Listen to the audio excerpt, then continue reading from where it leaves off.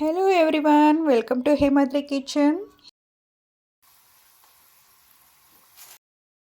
Sound ಕೇಳಿಸ್ತಾ ಎಷ್ಟು ಕ್ರಿಸ್ಪಿಯಾಗಿ ಗರಿಗರಿಯಾಗಿದೆ. ಇದ್ರ ಮೇಲೆ ಈರುಳ್ಳಿ ಮೆಣಸಿನ ಪುಡಿ ಉದುರಿಸ್ಕೊಂಡು ಸಾಸ್ ಜೊತೆ ತಿಂತಾ ಇದ್ರೆ ವಾಹ್ ಎಷ್ಟು ಚೆನ್ನಾಗಿರುತ್ತೆ ಗೊತ್ತಾ. ಇದನ್ನೇನು ಚಿಕನ್ ಕಬಾಬ್ ಅಂದ್ಕೊಂಡ್ರಾ?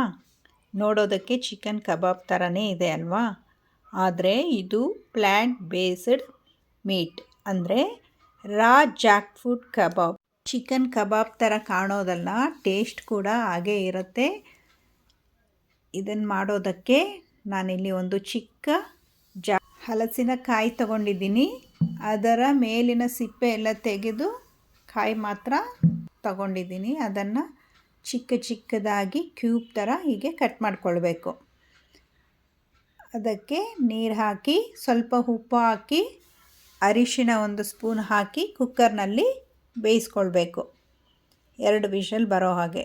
ಅದು ಬೆಂದ ಮೇಲೆ ನೀರನ್ನು ಶೋಧಿಸ್ಕೊಂಡು ತಗೊಳ್ಬೇಕು. ಹೀಗೆ ನೀರೆಲ್ಲ ಚೆನ್ನಾಗಿ ಡ್ರೈನ್ ಆದ ಮೇಲೆ ನೋಡಿ, ಹೀಗೆ ಬೆಂದಿರಬೇಕು. ನೋಡಿ ಎಷ್ಟು ಸ್ಮೂತಾಗಿ ಬೆಂದಿದೆ.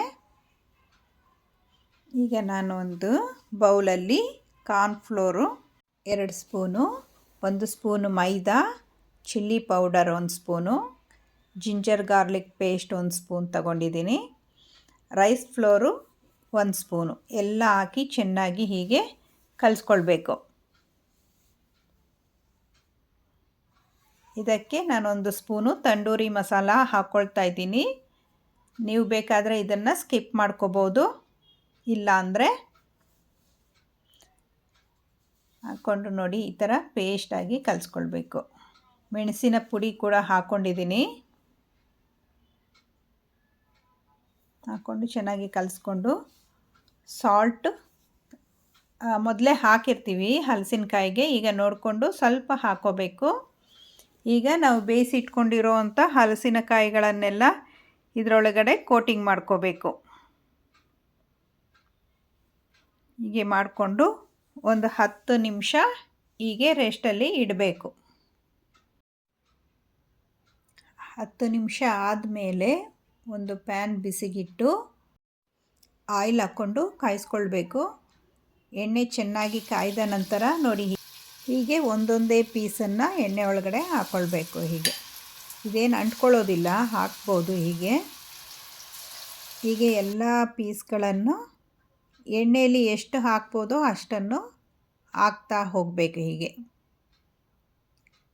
ಈಗ ನಾವು ಲೋ ಫ್ಲೇಮಲ್ಲೇ ನಿಧಾನವಾಗಿ ಬೇಯಿಸ್ಕೊಳ್ಬೇಕು. ಹಲಸಿನಕಾಯಿ ಮೊದಲೇ ಬೆಂದಿರೋದ್ರಿಂದ ಜಾಸ್ತಿ ಬೇಯಿಸೋ ಅವಶ್ಯಕತೆ ಇರೋದಿಲ್ಲ.